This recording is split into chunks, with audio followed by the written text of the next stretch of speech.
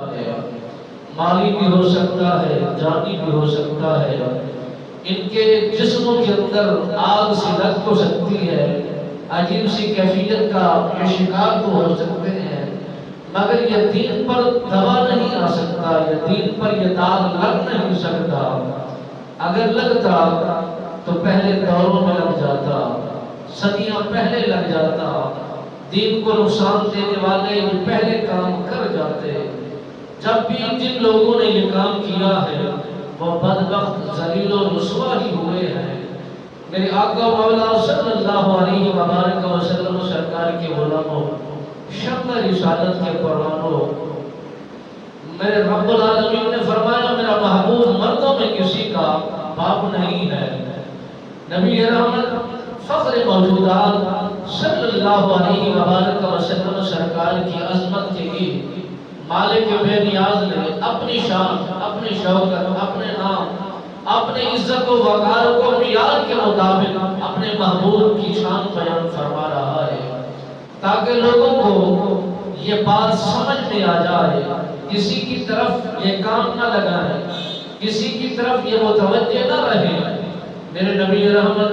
فخر موجودات صلی اللہ علیہ وآلہ وسلم سرکار نے فرمایا، اے لوگوں، اگر تم خدا سے محبت کرنا چاہتے ہو تو پہلے مجھ سے محبت کرنی ہوگی، اور میری محبت کا اظہار خدا کی محبت سے جا ملاتا ہے۔ اور جب بھی بندہ مومن صاحب ایمان ہماری محبت اپنے دل میں بٹھا لیتا ہے، پھر اس کے دماغ میں، اس کے وسوسے میں، اس کی سوچ و بچار میں کبھی بھی دوسرا نبی نہیں بیٹھ سکتا۔ جس دور کے اندر یا جس گھر کے اندر یا جس تربیت کے اندر ایک ہی بات، ایک ہی سوچ ڈال دی جائے، کبھی بھی وسوسوں کا شکار نہیں ہوتے، کبھی ان باتوں کی طرف کان نہیں لگاتے۔ میرے آقا و مولا صلی اللہ علیہ وآلہ وسلم سرکار کی شان کے متعلق مالک بے نیاز نے فرما دیا، اِنَّا أَعْطَيْنَاكَ الْكَوْثَرَ فَصَلِّ لِرَبِّكَ وَانْحَرْ اِنَّ شَانِئَكَ هُوَ الْأَبْتَرُ۔ ابتر کہنے والے جو تھے وہ نبی کو تانا زنی کرنے والے تھے،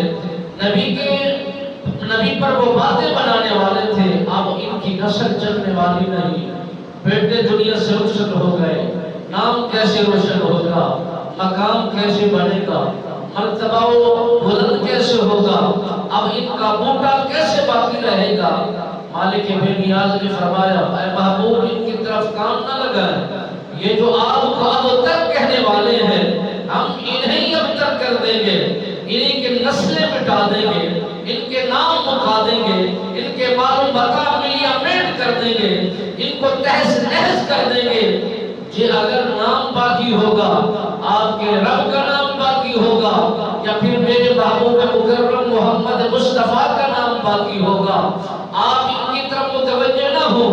یہ جو کچھ بھی کہنا چاہتے ہیں